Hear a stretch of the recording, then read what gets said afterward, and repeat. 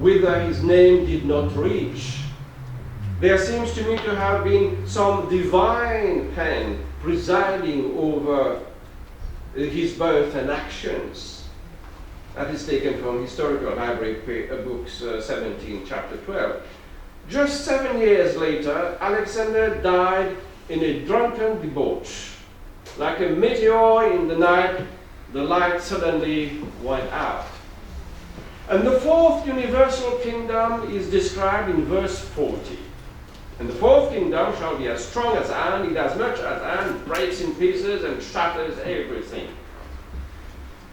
And like iron that crushes, that kingdom will break in pieces and crush all the others.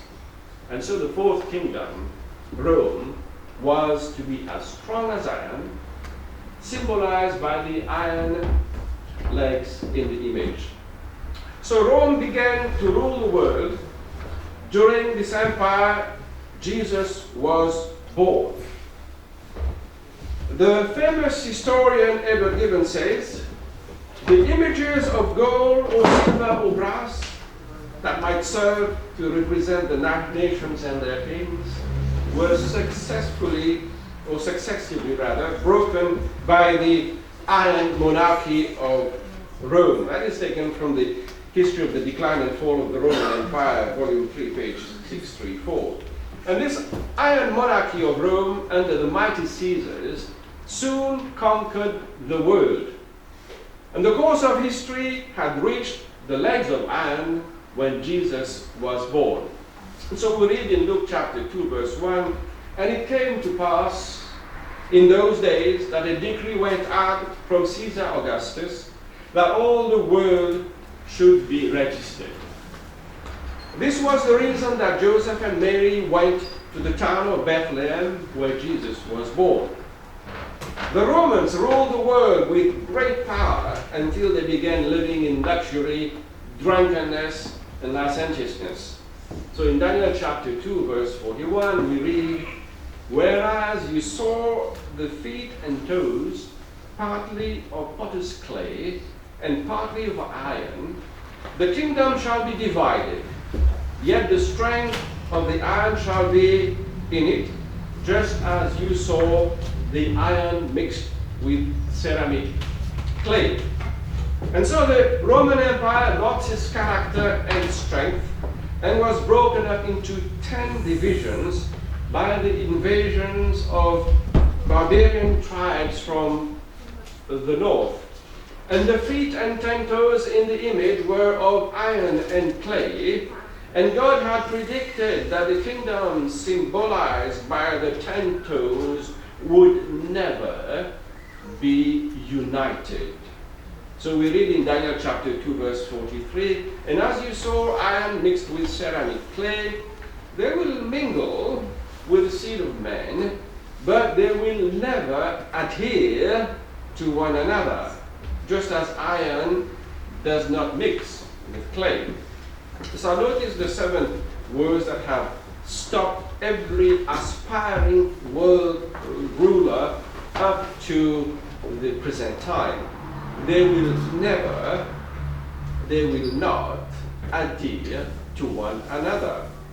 Now, Charlemagne was the first to try to reunite the divisions of the Roman Empire. At the age of 29, while kneeling in worship at Rome on Christmas Day in the year AD 800, the Pope placed upon his head the crown of the Holy Roman Empire. The Church approved of him and desired a united Europe. Yet nearly a half a century later, he died defeated. He could not make the iron and clay unite. And so next comes Charles V. He tries and he fails. He ruled from 1364 AD to 1380, and then succeeded in establishing a truce in the 100 Years' War, overcoming most of his enemies. But during the last years of his reign, revolutions multiplied and he died a defeated man. Then next comes Louis XIV. that very shrewd emperor of France, also tries to unite Europe into one empire, and he fails. Ruled from 1643 to 1715, a very long and successful reign. He was known as the Great Monarch. He was quite successfully conquering the Dutch when they opened the dikes, and he was helpless to continue the campaign. Such a little thing to stop such a great monarch. Napoleon is another ruler who tried and failed. And if you go to Paris today, and I've been there and I've seen it, it's an amazing monument to Napoleon.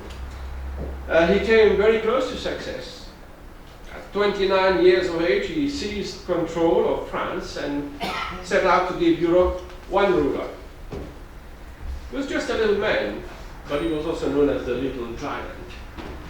He was considered to be a military genius. His army swept across Europe in unparalleled military action for 16 years. And it appeared that nothing would be able to stop him. And so after becoming a prisoner, Napoleon is reported to have said, "I wanted to found a European system, a European code of laws and court of appeals. There would have been but one people throughout Europe. Europe would soon have become one nation." Well, he should have read in the book of Daniel, they will not adhere to one another. But it appeared that nothing would stop Napoleon. However, the elements entered into the picture at Waterloo, and Napoleon's artillery became waterlogged, so he was defeated. Just a simple thing like rain defeated the mightiest conqueror. 30 years after Waterloo, Dr. Thomas Arnold of Oxford said, "What was the principal adversary of this tremendous power? By whom was it checked and resisted and put down? By none and by nothing, but the direct and manifest interposition of God." Lectures on Modern History, Lecture 3.